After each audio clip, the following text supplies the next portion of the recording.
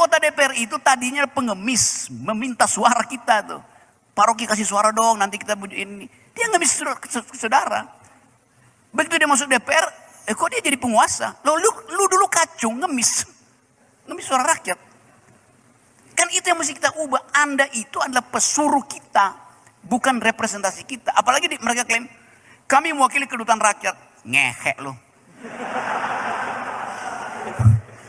Kedaulatan rakyat itu nggak pernah diserahkan pada anggota DPR. Karena kedaulatan rakyat itu final milik rakyat. Nggak mungkin diserahkan.